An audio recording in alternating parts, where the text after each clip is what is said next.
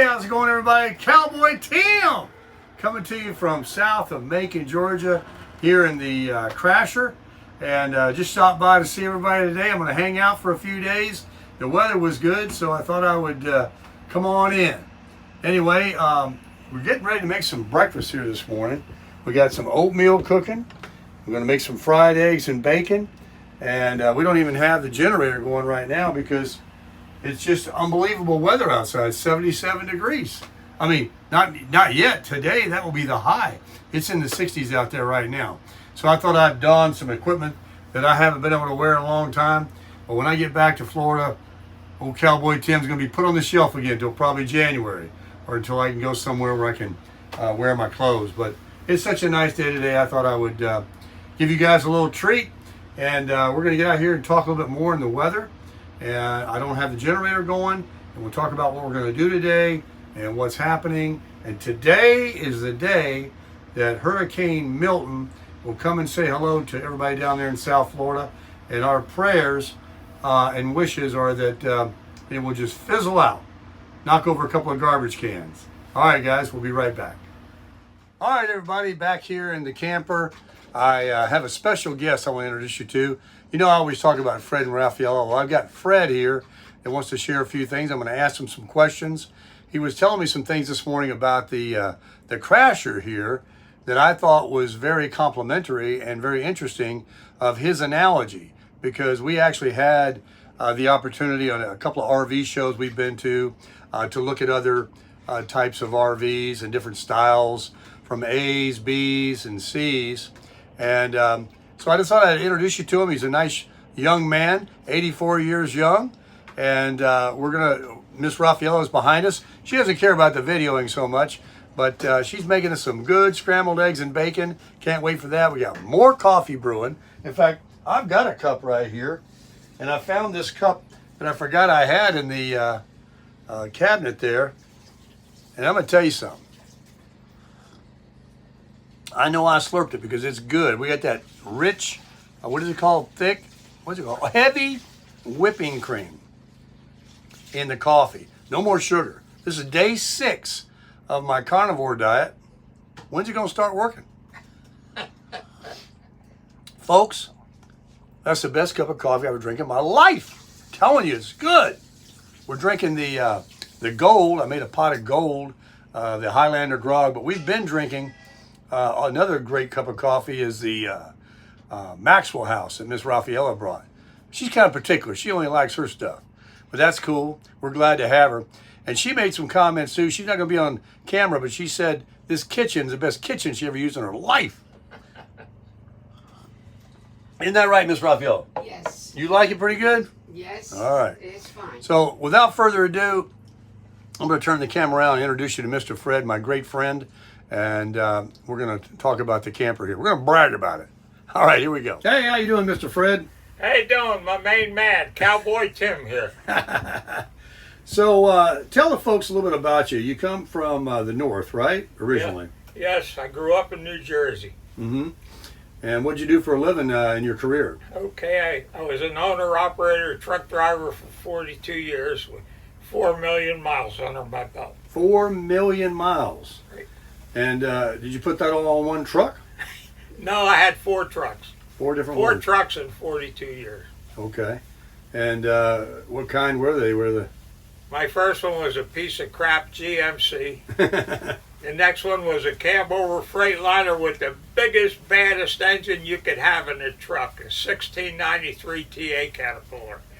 My next one was a 1987 Peterbilt long nose with a 3406B in it, and my last truck was a 1987 Peterbilt extended hood with a 3406B in it. No, okay.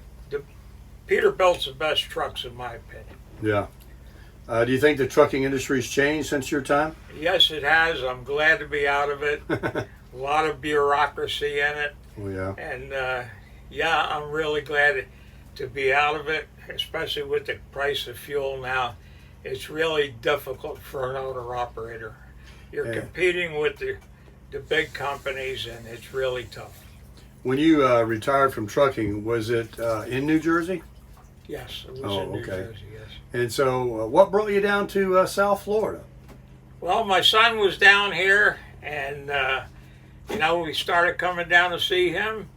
And I asked my wife, "Would you move down there?" And she said, "In a heartbeat." We put our house for sale, and 6 months later, we're in Florida. Yeah, yeah, The best move we ever made. yeah. And I made your acquaintance when I lived next door to you, and I'm sorry I moved out. I'd still like to be there. Well, you're still a good friend, and right now we're in your great camper here, and you're doing us a big favor for what you're doing, because we had to leave because of the hurricane, and this is working out great. I don't have to spend any time in motels, and paying a fortune. So If you could even find one, right? yeah, So- right. They're so booked up now, you can't even find one. And then you and I are benefiting from Raffaella's great cooking too. So Well, I always benefit from her cooking, It's true. but I think Tim likes it too. yeah. So part of the video here I wanted to introduce you to everybody was you made a comment today. You've been in the camper now for 2 or 3 days. This is a 25-foot camper on the outside, so it's a few feet less on the inside. And when you first came in it, you had said after watching my videos that it appeared a little smaller than you. What'd you say? Yes, I watched Tim on the videos and it looked bigger, but the first time I walked in, it just seemed small. I don't know, for some reason. But now that I've been in it a few days, I mean, it just seems really nice. I'm sitting here now, I forget that I'm in a camper. It's like I'm sitting in a small apartment, okay, and the bedroom, you can close the doors, you got privacy. It's a small bedroom, but you forget you're in a camper. It's That's right. it's And what were really some nice. of the benefits that you were saying versus larger Class A's, buses, even big fifth wheels? Yeah. Well, we're in this trailer park now at the Love's Truck Stop, and we got some really big campers here. You got the bus type campers, the biggest ones. They're high dollar, but it has a lot of disadvantages in my opinion. Okay. What are that? For one thing, you get in a back road or something, you got to swing real wide to turn them. They'll be harder to get around than an 18-wheeler. Where the 18-wheeler splits, you can pull out, come around with your tractor, and just watch your trailer come around and follow you around.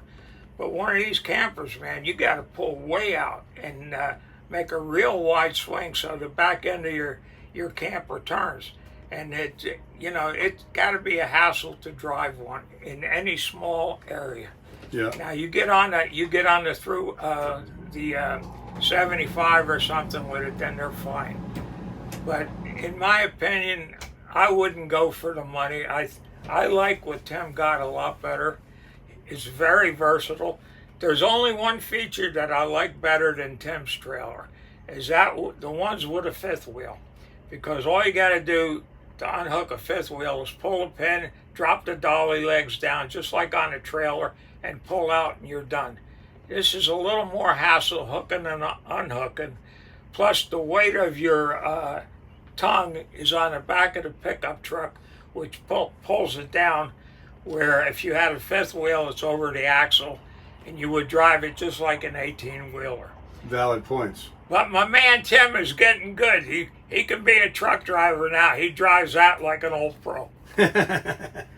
Well, it is kind of the kind of a sweet spot in the size, so we don't need those pull-through sites, and we can back it into most campgrounds and usually turn and go up any kind of a road that we need to. Another thing too about those tall fifth wheels and those buses, that if there's any shrubbery or trees, even around the beautification area of RV parks, you got to watch out for these limbs, because you're really high up, and you're high with this one too, but not as high.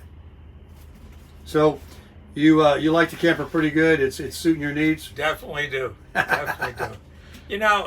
I really think in my opinion, high dollar don't always mean best. Okay, now this is only my opinion. I never try to tell other people what to think. I'm just giving you my opinion. I would rather have something like this that you can get around in. It's very comfortable. There's 3 of us here now, me and my wife and Tim, and we are fine. Now, for a couple, just a man and woman, it would be even easier, because for 2 people it would be perfect. And you could get around back streets, you could unhook your trailer, and you could go use your pickup truck, and these people with these big campers, they have to pull a car. But we met a couple here that didn't have the car behind it, and we were going to Walmart, and we got talking to him, and he asked us if he could go to Walmart with us. Okay, so there's a big disadvantage there. If he didn't have a car with him, how do you get around? You'd have to take that big beast all over, and it's not easy. Yeah, that's true. So before we wrap up the video, I just wanted to tell the community, of course they already all know, that you and I both live in Sarasota, but I was in a park, and you have a Sticks and Bricks that you've owned for quite a few years 12 down there. years. And it's not very far inland. It's not real close to the water.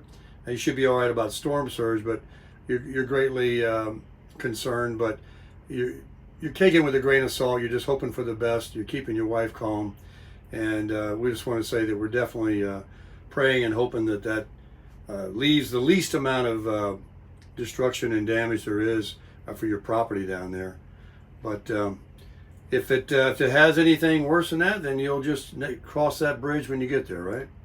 Yes, right now I believe it's in God's hands. We did all we could do. I'm really concerned about it, but I'll have to accept whatever is. Yeah. Okay, and we're definitely concerned, but there's nothing anybody could do. So until, if something like that happens, and if anything needs to, you need to go somewhere else to a family member or something like that, until that time comes and we make arrangements, we'll just park this right where your place is, where I used to live, and we'll just keep running the generator and do what we got to do to be comfortable and cook and eat and clean up what we got to do, and I'll help you every way I can. The community is going to be supporting us with their prayers and thoughts, and hopefully everybody else down there too will do well. So, and I'll tell you, folks, it's real nice to have a great friend like my man, Cowboy Tim. Crush it. All right, everybody, before we end the video, Miss Raffaello says, get over here and eat these eggs and bacon. I mean, look at this. Oh my gosh, she's got a little bit left for herself. I think Mr. Fred enjoyed some oatmeal this morning. He didn't really want anything but a little bit of bacon. But we went ahead and fried it this morning. And did you use the Baconator as well? So we used both. Look at that. I couldn't get it like that, but she did. These look like the best eggs I've ever ate in my life. I'm going to crush it.